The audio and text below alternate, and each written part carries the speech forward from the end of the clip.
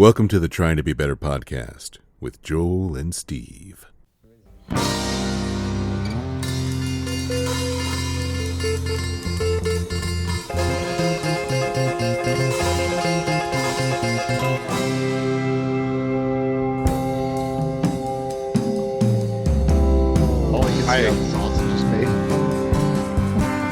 We've got a guest in the room, although she didn't really sign up to be a guest on the podcast. Well, she's not getting paid, so she's diligently working in the background. Holly Erbauer, everybody. She's waving. She waved. Yeah. Welcome to the Trying to Be Better podcast, everybody. My name is Joel. Bye. And I'm Steve. And there goes Hi, Holly. Steve. And this is a podcast. It is a podcast. It is a podcast. It is a podcast. Welcome back. Welcome back. Hey, nice to see you. We're back on our, never miss a Sunday show. Yeah, that's what this is. Mm-hmm. Oh, well, we've missed a few Sunday shows, but we've definitely missed a Sunday show here or there. But we're on our summer hours mystery box. We're on our summer tour. How are you, man? I'm a little groggy, but I'm good. How did the show go last night? You played a rock and roll show at the Shakedown I did play a rock Street. and roll show at the Shakedown Street in Omaha. Well, it started out with us getting there and the bartender saying, "Oh, there's a band tonight." Oh my God. Wasn't a great moment. Full disclosure. Cool. The owner forgot to put anything on the calendar. Oh, nice. We were having nice. the conversation about the gig when he got there, but nobody knew anything, and there was no sound guy booked. There was no nothing, basically. Yes. So my head was like, well, I guess I forgot my guitar. I guess I forgot to practice, and Yeah. How did that situation get solved? Well, he scrambled and found a sound guy that could come down at the last minute to at least get us set up. Mm-hmm. And what actually ended up being we played probably our best, and we gave the 12 people there their money's worth. Fuck yeah. And what was really kind of cool is we made some new friends, because like one guy was there that like he got on the phone and like messaged some friends like, "Hey, you got to come down here." Oh, and nice. So people came down. They actually left the Jerry Prankster show at Rathskeller to come over to see us. Oh, wow. And they were they were Stones fans. Like they were into it. They weren't just there because it was the thing or whatever. They were meeting somebody, Yeah. Like they were legit. Like like the songs, like the deep, because a lot of times people are like, "Oh, I kind of remember that song. I like it." Yeah. Yeah. But like, no way, they're playing fucking Monkey Man. I mean, they were like down, Yeah. We slayed for them. We played our little hearts out for the 6 of them. Nice. Yeah, I mean, it ended up being a really good time. And Rich, the other guitar player, he's the, I mean, it's like we took a set break at like 12:15, which is way past my bedtime. And I'm like, dude, we could just leave, Mm-hmm. And Rich is like, those 2 people over there paid to come in. We're gonna play. Yeah. I'm like, Yeah. Okay, you're right. You're right. Yeah. Yeah. Yeah. So yeah. Set break fun. At midnight though. That's intense. Well, we started late because at like 9 o'clock, our sound guy was still trying to figure out the soundboard because he'd never used it before. Yeah. Yeah. So yeah, it's a long way to the top if you want to rock and roll. Well, I'm glad it ended up working out. Yeah, it was fun. I don't know if I don't know if we're getting paid. I don't know. Whatever. You played the music, man. We showed up and we did our end. And we did it really well, actually, too, if I do say so myself. So that's only rock and roll, man. That's what I'm saying. Well, that's good. It's a rough business. God damn it. Speaking of rock and roll. Yeah. How's re-entry been from the Folsom shows, man? Let's get into it. This is a full disclosure. Steve already showed up. He sent me the link to this, and this podcast is already named. We're going for it. This is going to be, we're going to exhaust every moment of the Dead and Company experience that we can. So if you're not into that, here's the exit ramp. Right. But maybe you should stick around and just stick around. Yeah. Poke around. It's going to be interesting. Yeah. Maybe. So you sent something to our text thread that I found to be pretty alarming. in a good way. What was it? I don't remember. You said something like after the first night Oh yeah, of the because you Folsom guys shows, weren't there. we weren't there. You said Yeah. something along the lines of, and I might get the wordage wrong. That was the best dead live music I have ever Long seen. time. In a really long time. Yeah, Can the you? first night was amazing. It wasn't like, I mean, my Dead and Company experience, and here's where the detractors can go, see, I knew it. Uh, I mean, Mickey Hart aside and Mayor, but it was like, oh, that was nice. It was a nice night with the Grateful Dead. That first night in Boulder was awesome. Yeah. Across the board. Yeah. Jaw dropping. And I've seen, I don't know how many 100 of these concerts, Yeah. the last 33 years or so. And it was awesome. And it was everything that it met the mission statement for this tour, which was to go out on a high note.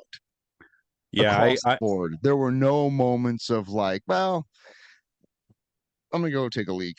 I'm not gonna miss much here, Yeah. It happens sometimes, Yeah. It was just was it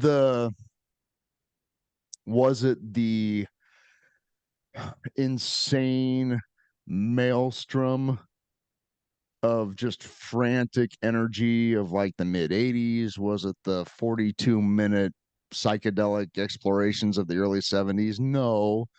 But was it a fully developed and mature rendering interpretation of a canon of music that is hopefully going to live forever?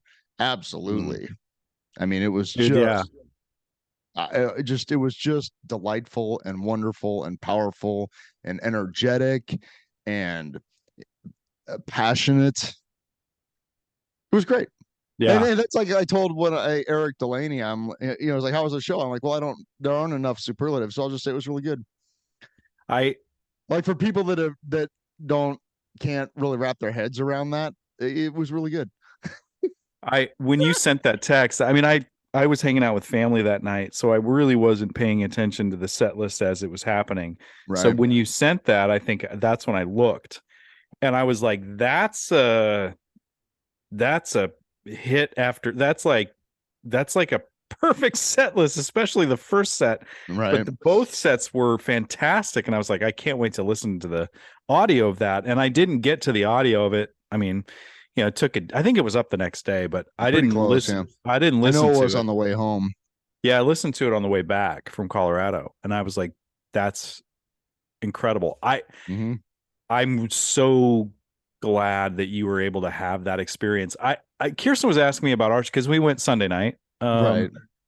Kirsten was asking about our show, and she's like, did you feel like that was the best? And I was like, I think for different, I'm going to say no, not because it was a bad show, because Brown Eyed Women was off the charts. Yeah. It Hurts Me Too was so fucking bluesy, so good. Well, that's squarely in Mayer's wheelhouse. So correct. Yeah. But I did have I'm going to go get some water and take a leak during high time. I was like, I'm out. Right. See, I stuck around for that one. Yeah. I was like, I don't remember what song I left during. Oh, Friend of the Devil. I'm like, well, this is my pee break. I'll see you later. Yeah. But it was, it was a great experience. I mean, I really love the upbeat, They Love Each Other. Yeah. Oh yeah. That's the best. I really dig it. Nice set opener too. Yeah, totally. And that was when I got my emotions out. It was really beautiful. Let's see, you missed the Days Between from the night before. Yeah. That floored me. I was big heaving sobs. Yeah. It was awesome. Yeah. It was awesome. Yeah. The morning due the second night, I was like, well, I don't really have to pee. I guess I'll stick around. Yeah, I'll stick around. It's pretty good. I'm just that jaded because the night before wore me out. You know what I'm saying? Yeah, for sure. Emotionally, I was just drained. Like I didn't have anything that needed to be purged because it all got purged the night before. Wow. Yeah. Yeah, I had my moment. I had my moment where and I've talked about it here and I've talked about it with you. And I've told Kirsten, like, make sure at some point tonight when you feel like you're a little lost, just slowly scan the entire crowd and just take in the vibrational energy of all of these human beings kind of into the same thing. And it was, that happened to me during They Love Each Other. And it was like, all the weirdness of getting into the show and getting the thing and all that, and the darkness of the hiss of the nitrous tanks afterwards, like for this moment right now, human beings really do want to love each other. And I was like, oh wow, just crying my eyes out. Oh, that's nice. It was nice. It was nice. That's cool. Yeah. It was good, man. And how cool was it to see Mike from Guest of the Year? Dude, that was great. Thanks for. So there's one of the stories. I have another anecdote, but let's hear it. I think I messaged you about. Well, let's talk about Mike first, because so there was this row of dudes in front of us, and one guy was kind of by himself, and he was older than these two younger guys right in front of us. But I was talking to the older dude. He saw his first show in Meadowlands in '85, so he's older. So we're comparing notes, And they go, hey, have you ever heard of the Guest of the Year podcast game show thing? And the dude right in front of me turns and goes, I was on that. I was like, wait, what? Yeah, his name is Ethan. He was on in December, and he didn't win, but he had a good time. And it was he's super cool dude, and we need to get him on the pod because he's got a great story, and I think he's down to do it. Cool. But so anyway, that was just this, and I had been messaging with Mike a little bit that day, because he'd never been to Folsom before. And so I'm like, okay, so where are your seats? Like, make sure you don't go into the field line, because that'll be a shit show. You'll wait in line for an hour and a half, only to be told to go into the other line. So come here, Yep. Just like some helpful tips. And he really appreciated that. And he ended up sitting pretty close to us, actually. So yeah, just to get to see him in the flesh and and to meet up with Ethan too, it was like, what are the small cosmos, what I'm saying? For sure. This dude who literally just turns I couldn't believe it. He's like, oh yeah, I was on that. Like, double take, of course, you're sitting right in front of me. Yeah, of course you were, so yeah, it was just, that was awesome. I was thinking about that because, like, I was trying to think, like, because the second night was really good. Yeah. You know what I'm saying? Like, the second night was really good. For me, the first night was the one. And obviously the third night with the drones and everything. I mean, yeah, come on, dude. Right. Come on. Right. Dave Matthews comes out and plays and 4 Dave songs. Matthews, if you're into that sort of thing. You're into that sort of thing. And regardless, Dave Matthews, he's a guy in his own. You know what I'm saying? Like, he has his own place. Yes. In American music. He's had a very successful career, whether you like it or not, Yes. Yes. So respect for Dave Matthews across the board. And he opened for the Dead 95, I think. Oh, wow. 94, 95. Yeah. So anyway, there's a history there. And so that's cool. Yeah. And, but it's like, if you go like, well, what's the difference? And so imagine if, like, you're staying at, like, a very nice resort or something that has a very nice restaurant, and all the food's really good. Really good. Everything's going to be great. Yeah. And each evening you order a different thing. They're all really great. One of them you really like the best. Right. Yeah. Yeah. Yeah. And I was thinking, like, for, like, especially, like, for people that aren't actually on psychedelics, like, the second night had the other one, and and like the 11, which even the old head that I was referencing earlier, like, he looks over and he goes, what is this? I go, it's the 11. He was like, oh. Yeah, I got confused a couple of different times, like, where are they, what's happening, what is this? And I called out the wrong thing a couple of times. Like, it was kind of a weird show. I mean, it was kind of a weird show. It was the Midday Mellows. It was the weird one. Yeah, it really was, which I don't know. I guess I was just tripping on the night before, and I'm like, what else could they do? And then they had lots else to show, and some of it came out of nowhere. The first night at the Gorge, whenever that was, after they did no repeats from Boulder. Nope. Yeah, dude. Yeah, whole new set list. Which is, just another testament to how much material there is. Yeah, there's a lot. I forgot all about that. Like, I never would have called the 73 They Love Each Other. I know. The speedy version, I never would have called that. And, like, there it was. Yeah. The highlight for me was Brown Eyed Women was great, which was a surprise. I mean, that's a great song, but I was just all in. Killed it. And Jeff killed it.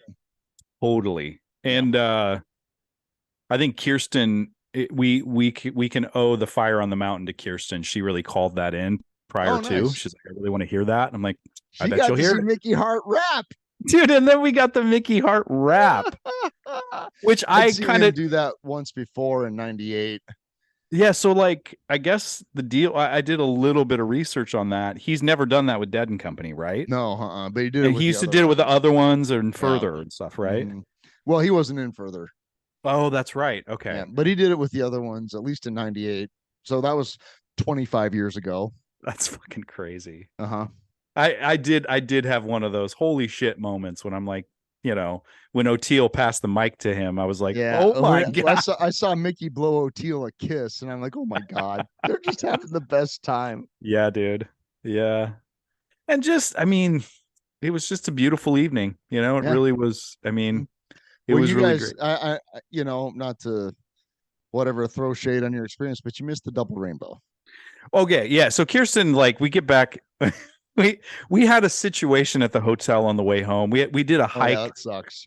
On Monday, and we were tired, and we drove halfway to North Platte. We get to the hotel, and we get what we paid for, but we got to the hotel, and it was like the AC wasn't working, so we had to switch rooms. And Kirsten was like, "Fuck all this," And then she's like, "The first night got a double rainbow and that crazy set list, and the third night got Dave Matthews Band and a drone show, and we got Jerk Off Motion."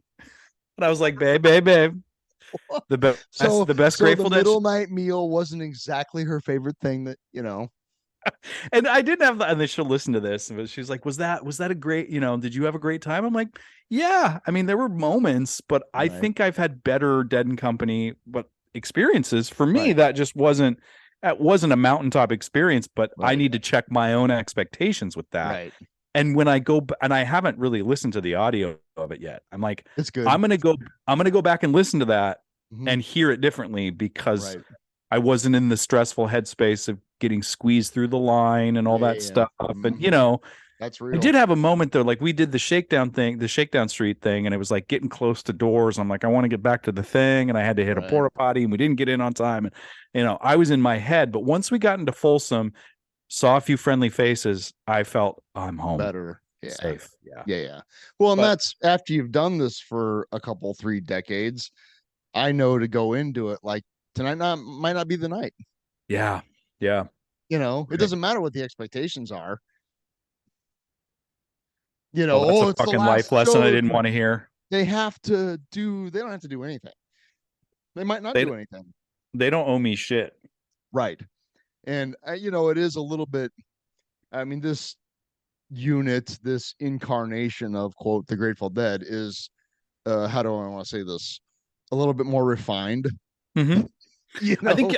I think you said it. Which there's pros and cons there. You know what I'm saying? You said matured. I think earlier. I think that's the great word for this. It's not going to get too unhinged. They got to fit the mold a little bit.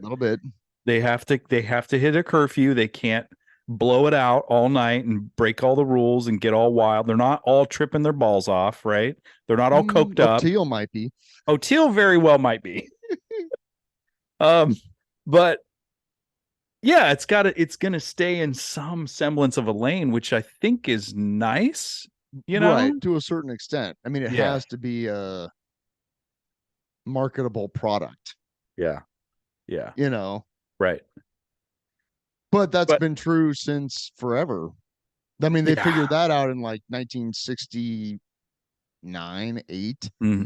Like, we can't just be avant-garde weirdness all the time, or we literally will not survive. Right. Like, I love that American Beauty and Working Man's Dead came from.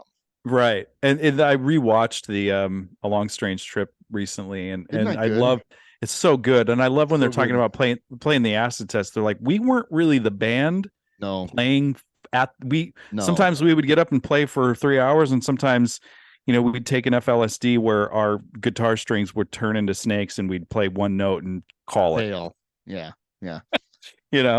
And so But Well, that's where they developed that freedom, was at the Mhm. acid test, because they could play or not. People weren't there to see them.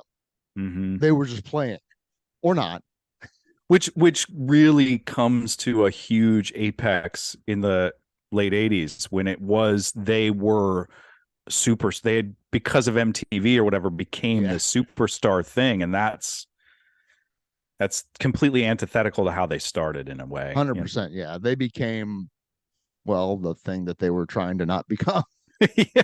Which, it happens to the best of us, I guess. Yeah. Yeah. It was Well, really cool to like there was one moment where a few moments where you were kind of a few rows up and I was boogieing and I looked up and we caught eyes and it was just like, man, it's really fucking cool we get to do this here yes, again. Folsom is yes. such a special place for Hmm. my Grateful Dead experience with Dead and Company, Right. and it was just really I'm really glad I made the trek to do that. We only got one night and it was a beautiful night, and I'm glad Kirsten had a great time and we Yep. had the whole day to be in Boulder and do all that. It was just I'm really grateful that we got to do it again, you Well, and know. that's Boulder is Boulder's Boulder. Just as we were walking from our hotel to where Shakedown was at the high school, which was really cool. I had Zillow out and I was looking at house prices. Mm-hmm. These little bungalows that are 90 years old, $1.2 million. Oh my God. I was like, well, that tracks. It's a Yeah. very, like, seeing Dead and Company in Boulder is a very different experience than seeing the Grateful Dead on the south side of Philadelphia. Yeah. Know what I'm saying? Right. It's Yeah, a yeah, yeah. very different experience. It's a very different energy. Yeah. What That is the difference? What I mean, I think I know what you're saying, but I'd well, love to hear it. like the spectrum in Philadelphia was in a very rough part of Philadelphia. You know Yeah. what I'm saying? There are no rough parts in Boulder. Right. Know what I'm saying? It's a Yeah. very she, you know. I mean, the possibility of actually getting mugged in Philly is pretty good, even in the lot, right? Yeah. Right. And just all kinds of, well, it's like, there's Boulder Shakedown Street, and then there's the version of Shakedown Street that's depicted on the album cover of Shakedown Street. Yeah. Right. Yeah. Very seedy, very can be very dark, Mm-hmm. Mm-hmm. um a lot of really complicated energy. Yeah, I got it. I think we got a little bit of a glimpse of that. I mean, there was some heads around, there was in that high school Shakedown Street. It was intense. Like there was more there than there was when it was on campus before, I feel Yeah, like.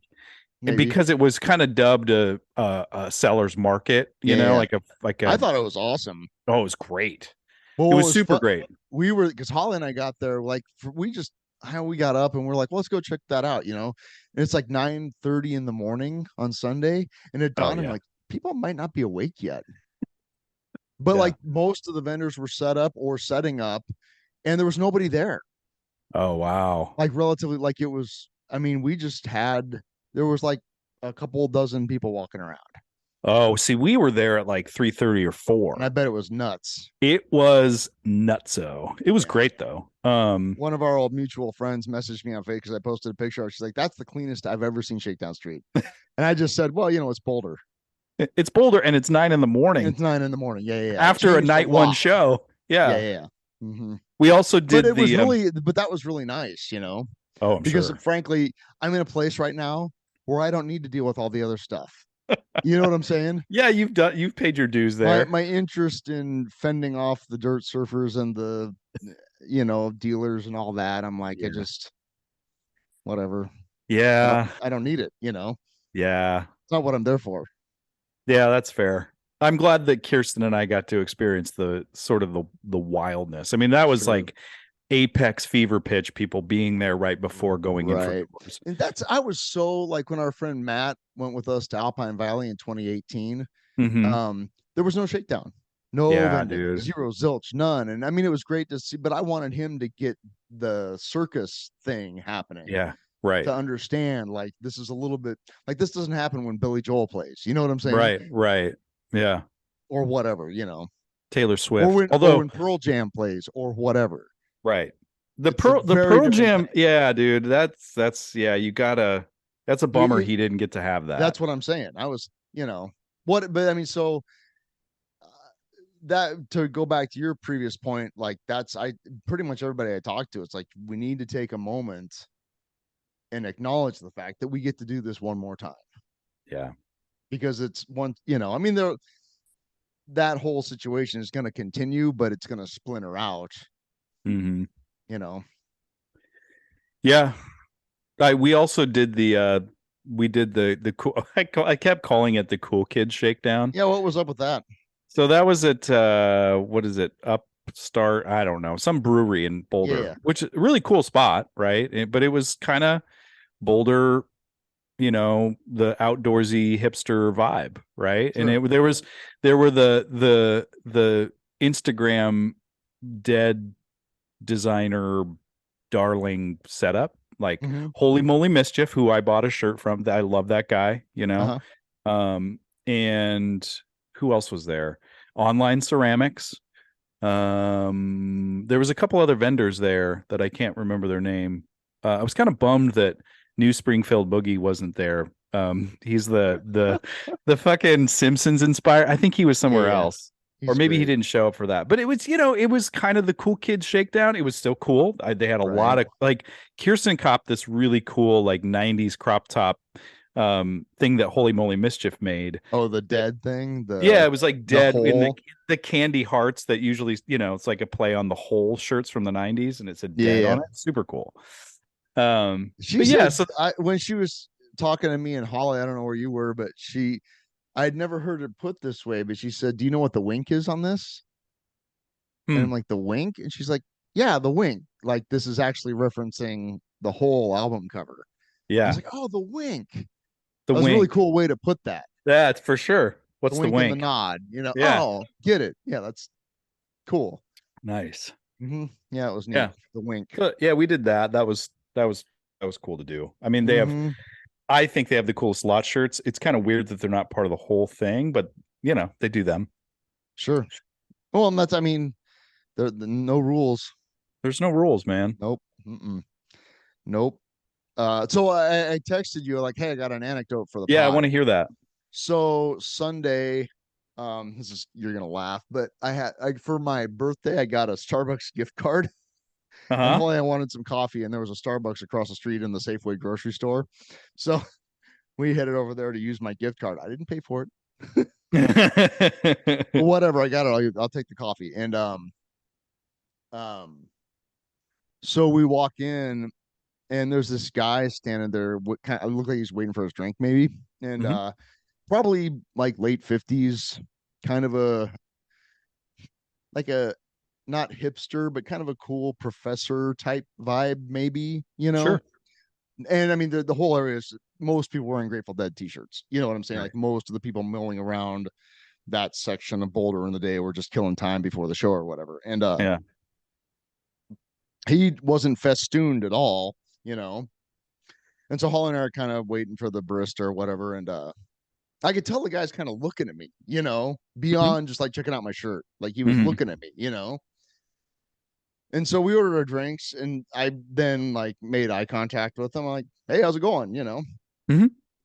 And he goes, I can't remember what he said exactly, but something to the effect of like, did you go last night? I noticed he's like, I just got in town today. It's obvious something's happening, you know. I'm like, Yeah. yeah, yeah, yeah. I Yeah. said, yeah, we went. It was great. And he said, yeah, I was thinking about going. And I was like, well, you should, you Yeah. know. And he kind of looked at me like, explain, you know. I said, well, I've been doing this for a long time, and this is kind of the last time this is going to happen. And like if you have the opportunity, and if you're all curious, it's really good. Like, and I'm not Yeah. just saying that. Last night was top shelf, you know. Yeah. Yeah. And he kind of nodded, and I could see the wheels turning. He looks at me and goes, can I ask you kind of an obvious question? And I said, please, you know. I said, and he kind of leans in a little bit. And he goes, do you have to be tripping? And I said, that's a very valid question. I said, no, you know, Yeah. like, I Yeah. mean, is that kind of the genesis of this whole scene, like absolutely. Yeah. You know, if you Yeah. know the history at all, then yes. I mean, they're very much, you know, you can thank the CIA and MK Ultra for the Grateful Dead, basically. You Yeah. know, Yeah. but then I actually referenced you. I'm like, I got a good friend that's never seen him in that state, and he totally gets it. So the only thing that's really required to quote get it is an open mind and a sense of whatever's going to happen is going to happen, and a willingness to have fun. Yeah. Right. Like that's really it. And he goes, I said, so yeah, I mean, like tickets might be hard to come by. It might be on, you know, cash or trade. It might be 100, $150 to get in. But I looked at him and said, buy the ticket, take the ride. And Nice. he went, yeah, okay. All right. Thank you. And he walked off. And I hope to God that guy went in. I really hope he did. Because I could tell that he was like, you know, he's older and obviously it wasn't completely clueless, but it just never gone, you know? Yeah. Yeah. And I think, you know, it's that thing of like, well, that's not really for me. Like, well, it actually kind of is. Well, I mean, I wonder what it would be like to be a local person and never have experienced that. I mean, like, Well, I don't think he there's was local. something to Like this. he had come to Boulder for something else. Like he Oh, didn't live wow. in Boulder. He said, I got into town today. Oh, that's right. That's right. Yeah, yeah. And so like he wasn't local. He was from someplace else, but he was in the neighborhood, you know. He was there for a convention. Something, yeah, like a work thing, you know. Yeah. And he obviously like, he had the day to kill, you know. Yeah. Yeah. Mm-hmm. And so I hope that guy went in. I hope he did too. Yeah, because he, you know, that he got the goods if he did. And that reminded me, and I don't think I've told this story on the podcast before, but I actually was talking to another guy that night, Sunday night. The guy to the left of me was older. He was probably like late 60s, maybe. Mm-hmm. And he had seen the Dead kind of, you know, as a kid, many, you know, it was just so long ago. He wasn't really a thing, you know. Oh, yeah. And he really, you know, he got married and had kids and worked and did it, you know. And now he's kind of retired and he's playing music again. And his nephew wanted to go see the Dead, who lived in Louisiana. So he came up and they went to the show, you know. Because And he hadn't really followed them since. not at all.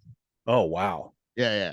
So it's just something you know, he was like 16 and the Dead were in town and they went and got ripped and that was it, you know. Yeah, right. So yeah, he was really cool. But anyway, we were just talking and he was a nice guy and really interesting dude. And we were talking about Fare Thee Will in Chicago in 2015, which, you know, as you were there, that was a thing. That was a whole thing. Yes, but one of my favorite in 30 plus years Dead things was I think it was the first night. It was the first night. There was this couple sitting to the left of me, and they were older, 60, maybe 65, you know. And this is at Fare Thee Well. This was at Fare Thee Well at Soldier Field in Chicago in 2015, which was a whole other. We could have a whole podcast on that. But it was just obvious that they weren't from the neighborhood. You know what I'm saying? Yeah. Like they were very nice. They're just this nice older couple, you know. So I don't remember when it was during the show, but you know, it was during a break or whatever. I'm like, so how are you guys? You know? Mm-hmm. Mm-hmm. And oh, we're having a nice time, you know. And so what their deal was is that they lived in this little town in Wisconsin, you know, which isn't far from Chicago, a couple hours maybe. And they ran this little printing shop, like a printing company, you know, pamphlets and copies and shit. And every Sunday night, the wife did the books for the print shop. That's what she did on Sunday nights. They had dinner, she did the books. And while she was doing the books, she listened to their local KZUM, their local community radio station. And on Sunday nights, their local community radio station played David Gantz's Grateful Dead Hour. Yeah, yeah. And so for 20 years, she had been listening to the Grateful Dead Hour just because it was on. Wow. And never been to a show, never done that. Show to her, it was literally just a story. Wow. Like they weren't rock and roll people. They were just, you know, small town Wisconsin people, right? I know you're going to continue to talk, but I really love that you said it that way, that for 20 years, they were just a story time on the radio. Yeah, it was like a soap opera, or it was like the Grateful Dead hour, Yeah. just this weird musical. There's this little band that tours around and they play some clubs, and here's their music And every they Sunday might night. or may not be real, Yeah. like it was literally that. To her, that's all it was. Wow. Right. Yeah. Yeah. Which is just amazing. Yes. And so her husband comes in one day with the Chicago Tribune, and there's an ad in it or something, an article maybe, and says, "Hey, the Grateful Dead are like playing at Soldier Field. Would you, like, it's supposed to be like the last one or whatever. Would you like to go see that?" And she said, "No, I think that'd be nice." And they like got it, and they bought tickets on like Cash or Trade or one of those sites, because you know how fast it sold out. Yeah. And they went to go see the Grateful Dead people. I love that. It was so, and I mean, it was great. You were there, Yeah. They played all Yeah. the things, and and and the guy turned to me at some point. He said, "They used to do this like all the time." I said, "Yeah, for 30 years, like, and more, like Yeah. it's still going on, actually, just not quite on this scale." And he just kind of, and he just went, "Huh," and he just went off thinking, like you do. Like That's they had amazing. their own experience, and it was just like the sweetest, most honest, genuine, quote, Grateful Dead experience I think I've ever seen. That's amazing too, because if you clock up the time, I mean, I consider myself a Deadhead now, fully. Yeah.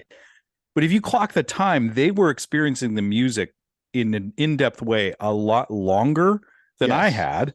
Yes. But they had a completely different experience with what that meant. It was the most unique Dead experience, one of the top 5, because everybody has their own experience. Everybody comes through their own path, Mm-hmm. and that's top, like the most, like, well, that's just like the sweetest thing ever. Yeah, totally. And also, like, it just goes to. Go ahead. I was just gonna say, just like it goes to show too, the kind of tentacles of this whole thing. That there is a radio show, or there's the tape traders, or there's the people that really love the studio albums, or the people that have made a whole life out of selling their wares on tour. The people that on the road, the spinners, the people that were convinced God was speaking through Jerry Garcia's guitar, or the people that are there just to get fucking loaded or sell their drugs. It's like bottles. The wharf rats or whatever. It's like this whole thing. The guy, or Jews for Jerry, the Jewish Deadheads community. Totally. Or the deaf Deadheads who they're the best. Who really don't ever hear the music, but have this intense connection with probably more so the lyrics than anything else, because that's and the low frequencies. Well, and Phil Lesh's bass, exactly, or whoever's playing it, right? Yeah, it's like it's a very varied. It's a full, as Jerry Garcia said, the Grateful Dead is a full spectrum experience. Yeah, good and bad, and everything in between. Yeah, man. That's, I really had just a couple moments of, and I don't begrudge this at all, but like there's a whole couple now generations of Deadheads that to Jerry Garcia is just this folklore figure. Mm-hmm. Mm-hmm. And as somebody that stood really close to him a bunch of times and, got my face shredded by him a few times, like that's, I'm on the one hand, I'm grateful that it keeps going on, but I'm also kind of sad that, not sad, it's not the right thing. Like, I don't feel at all like, well, you missed out, you didn't get the actual experience, because I know that's not true, because I know that you've had that experience, and I know our friend and past guest Charlie Shonka's had that experience, and our friend JT, and an endless number of people that have had really legitimate, quote, Grateful Dead experiences post Jerry Garcia, right? Yeah. Right. But that's an element. So I don't discount those at all. I think that's bullshit. Right. Yeah. Right. But there is an element of, he was just so cool. He was fucked up and flawed. and just kind of a walking disaster area of a human being, Mhm. but also an incredible artist, an incredible wit, an incredible intellect. Like listen to the most recent season of the Good Old Grateful Dead cast where they're talking about 1973. That guy was so busy in 1973. Let's check up the accomplishments, shall we? The Wall of Sound, um, an album, a whole slew of new tunes that are still being played to this very day. 3 bands, the Grateful Dead, Jerry and Merle Saunders, and Old and in the Way. So he was playing Grateful Dead music. He was playing funk and soul music. He was playing banjo in a goddamn bluegrass band, right? Yeah. Never mind starting a record company, Grateful Dead Records, which was a total disaster, but hey, they went for it, Yeah. There was a lot going on there. When they played RFK Stadium on June 9th, RFK Stadium in Washington, D.C. on June 9th and 10th, 73 with the Allman Brothers Band. The 3 days prior, like June 6, 7, and 8, Jerry was in a van with his banjo playing with Olden in the Way. Dude, that's little wild. Gigs, rolled into RFK Stadium, played 2 nights with the Grateful Goddamn Dead, and then went and got back in the van and went and played another Olden in the Way gig. I listened to those shows recently. They're fucking fantastic too. Great. I actually, Holly got me the box set for my birthday. Oh, very nice. Good job, Holly. I've never bought any of that. I've never bought an official Grateful Dead t-shirt from like the stands at the shows or whatever. And I have a standing policy of it, like the real action's in the lot, Yeah, right. Yeah. I feel you. And why spend $40 on one of their shirts? Whatever. Yeah. Like I bought the ticket. I'm gonna support the rest of the community, Yeah.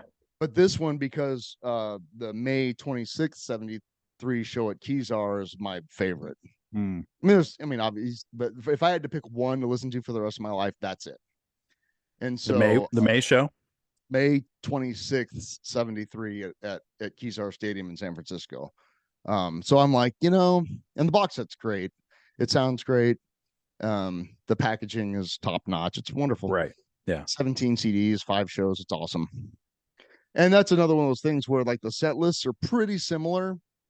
Like the big sequence that spring and summer was, let me see if I can think about this. He's Gone, Truckin', the other one, Eyes of the World, China Doll. Kind of all in that order. Yeah. And that would comprise about an hour and a half of continuous playing. Yeah, right. And they did that. I think it maybe not one of the RFK shows, whatever, over 5 shows, they did it 4 times. But we'll always play different shows. Like they're all the energy is very different. Yeah. You got Des Moines energy, you got Santa Barbara energy, you got Golden Gate Park energy, and you have RFK Stadium in Washington, D.C. energy. It's all very different, which is interesting. Yeah. So sometime when I have 9 hours to listen to all of them, set aside, take a couple of days off. Yeah. Kids are at school, calling sick. Go for it. That's cool. You get that. She gave that to you because that's something. I dropped a pretty big hint. Well, okay. So you actually kind of hinted to it. Like if I was going to buy one, this would be the for yourself. One. Is it? I mean, that's not something you buy that. I wouldn't buy that for myself. Right.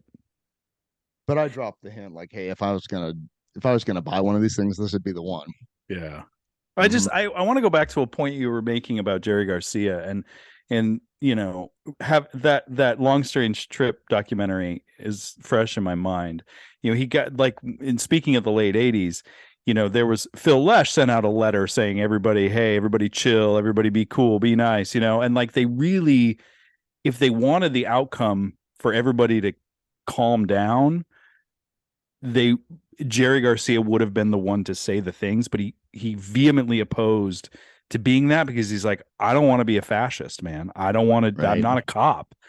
And I think it speaks to the kind of the maybe the cosmic joke of all this, or the smile from his grave or from beyond. The wink, dude. It's the wink. It's the Jerry wink right now. That's so great that people are having these intense emotional connections to his music without any connection to him. Yeah. And I know that like people that like you who have gone to see Jerry Garcia band and stood 10 feet from him, that's a weird melancholy grief maybe, but it's like that's the karmic result of him putting all of that energy and sacrificing so much of his life for this music to kind of continue way beyond his death. You know what I mean? He said something to the effect of that after the Watts acid tests in '66, I think. Where they talk about it in the Oh yeah, Long yeah. Strange Trip doc, Because where they they're went at to the those Watts towers, the Watts Yeah, towers. they went to the Watts Towers. He's like, I want this. You got to build that. They can't build it so strong they can't destroy it. They can't destroy it. Yeah. And so that was the yin and yang of Garcia, is that he had that thought going, but he also had the thought of, well, fuck it. Like it all could come tumbling down tomorrow, you know? Mm-hmm. And on a certain level, he was, especially later, he was just caught up in the slipstream. Yeah. You know, and that's the part that, you know, it there I just saw a quote recently, and I'm going to butcher it, but it was the thought was that in every hero tale is a tragedy. Yeah. You know. Yeah. And right. so, and that's kind of, you know, with well, today's the 28th anniversary of the last Grateful Dead concert. Mm-hmm. So, you know, 7/9/95, and it was not good. So bad. But yeah, it's unlistenable basically. Because Garcia was just so sick, you know, he should not have been on stage. But that's hindsight. Whatever. I forgot the point. Oh, like, I mean, towards the end, the last, basically since Bill Graham died, when Brent died and then Bill Graham, I mean, that was a brutal 1-2 punch in the span of a year, year and a half maybe. There was a resignation where the structure, well, Rob, is the thing we talk about, like structures, what's he say, like power structures keep themselves in power. Yeah, that systems are designed to continue to be systems. Right? And the Grateful Dead very much fell into that. Yeah. Well, to reference that documentary again, when he kind of bails on everything and tries to rekindle his old flame, you know, and he's like, he's telling her like, sometimes I think about I could just live off the ice cream money. He could have. And that's the thing. It's like, but there's paychecks to people's entire livelihoods are not just on the band, but the band would be fine, you know? Well, not necessarily. Yeah, maybe not. None of them were exactly fiscally responsible. But the crew, the guitar techs, the riggers, the truck drivers, and all of the people on the road are counting on the system staying the system. Yep. Well, and by that time, starting, I don't know when, late 80s, the gigs were booked a year in advance. Yeah. So it's just this self-perpetuating. Yeah, and to bail on those gigs where you have somewhat of an agreement with those venues, you'd be fucked to bail on that. Well, and they brought in a lot of revenue, but they also, like, there was a lot of outflow too. So I caught a reel or a TikTok, I can't remember which one, series about just the logistics of a huge tour, you know, and it had nothing, it was not Grateful Dead specific. Yeah, no, I've seen that, or one of them. It's mind-blowing.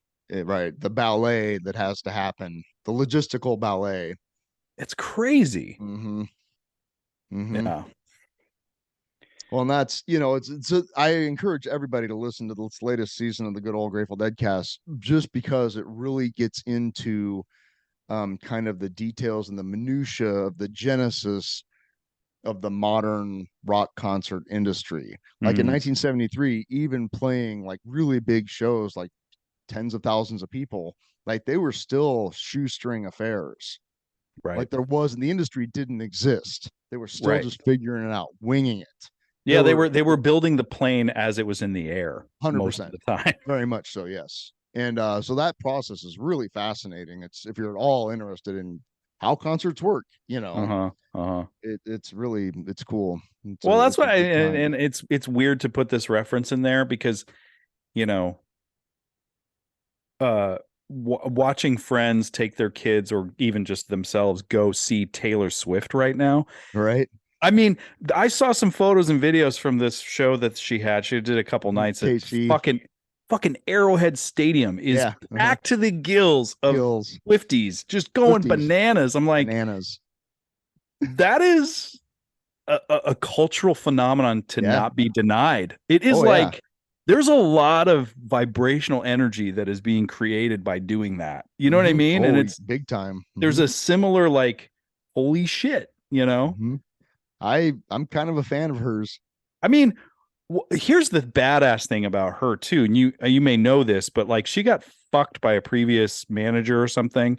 So like her first few albums, she doesn't get any royalties for. So what she did was re-recorded them in the exact same way and put them out as hers. And it's like the Taylor Swift, the Swift version or whatever, her own version in her own words. I don't know what they call it.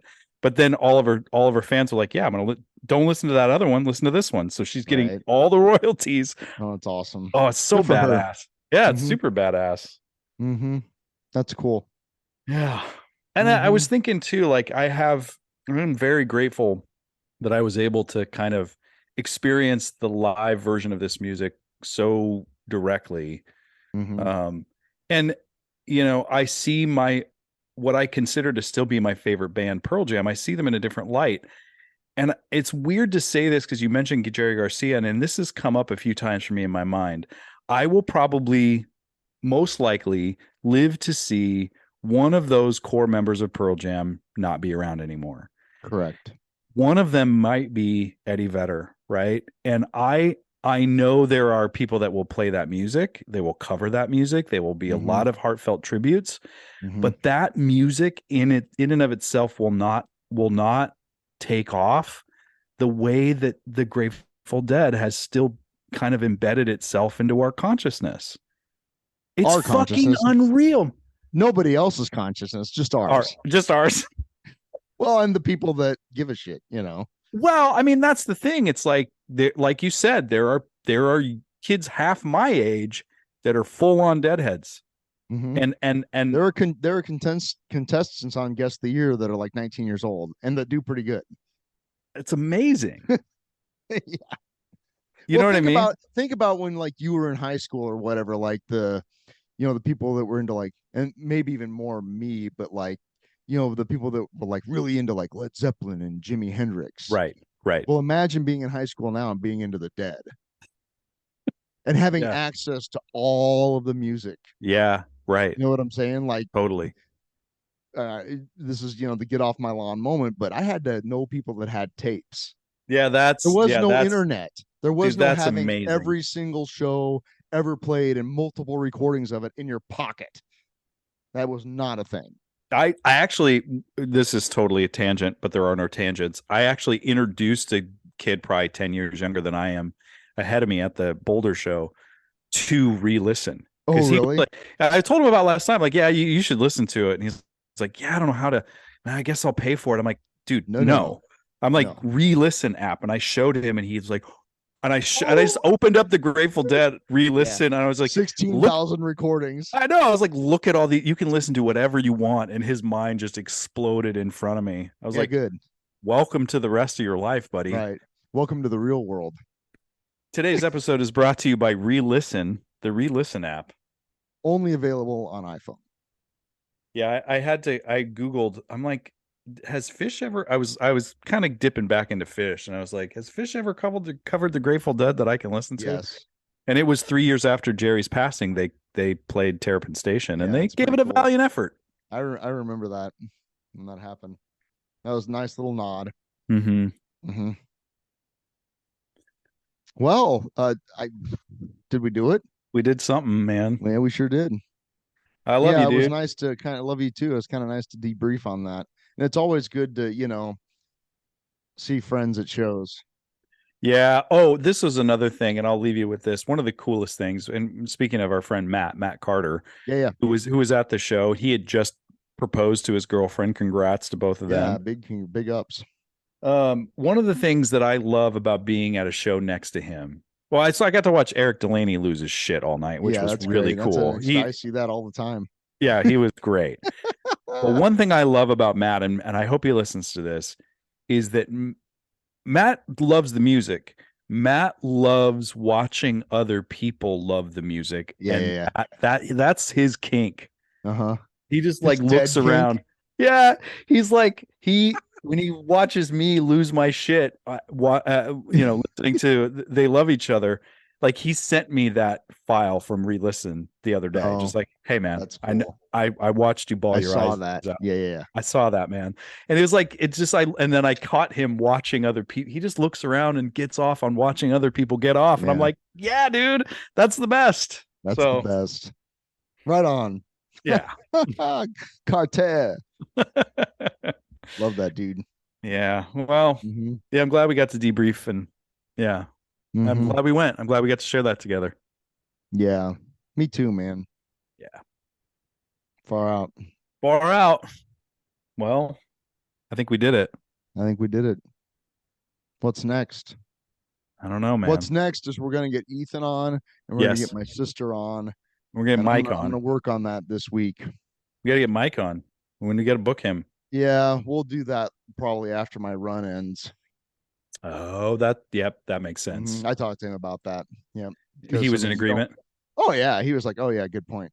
Yeah, we don't want to cross the streams on that at all. Muddy those waters. Like, eventually, I mean, I hope my run continues a little bit, but I was going to say, maybe we'll never have him on because you'll never be beat. Nah, wrong. It'll happen. Maybe this next time. I mean, there's even just listening to the latest teams ones. There was one where it was like the Titanic grazed the iceberg. You know what I'm saying? Yeah. So, gotta play the game though. That's right. Yeah, we'll have him on after whenever that is.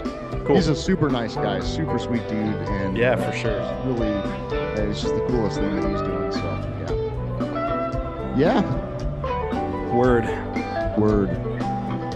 That's it. I got nothing else. Me either, man. It's great to see you. Good to see you. All right, buddy. Love you. Love you too.